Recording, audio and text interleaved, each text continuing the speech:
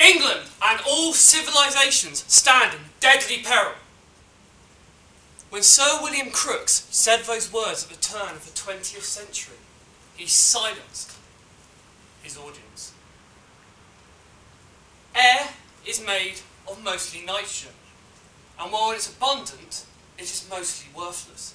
Every single nitrogen atom in the air is bound tightly to a second nitrogen atom. And while nature slowly converts into forms needed to grow crops, it doesn't convert it fast enough to feed the world. Farmers use fertiliser to get around this, and in the time of Crookes' speech, nitrates were imported in vast quantities from Chile to Europe to feed our people. But Crookes was warning of one specific thing. Those nitrates would not and could not last forever, and the world would soon starve to death. Now, the first person who rose to this challenge was a gentleman called Fritz Harbor.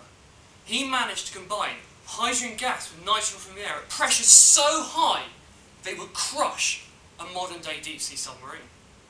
And what he got out was ammonia, a perfect fertiliser. It was then Kibosh who took this process and over 5 hard years managed to convert air and hydrogen into fertiliser by the ton. And they have found a solution to Crookes' problem. But there was a catch. The process had been incredibly expensive to achieve, and another less efficient and far more expensive process stood to bankrupt them because it was competing. And this process had only one difference. Harbor and Bosch were producing ammonia.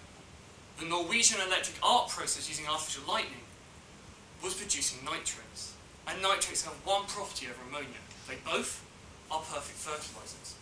But nitrate lets you take something like this, a standard piece of cotton wool, and make an explosive. Now Bosch only had one solution, and he turned around reluctantly to convert his ammonia supply into nitrates, but at a huge personal cost. He stopped producing food and trying to feed his nation, and now would fuel a war.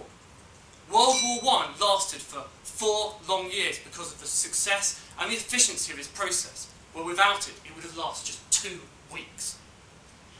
Bosch often wondered if it had been better if he had never succeeded at Crookes' challenge.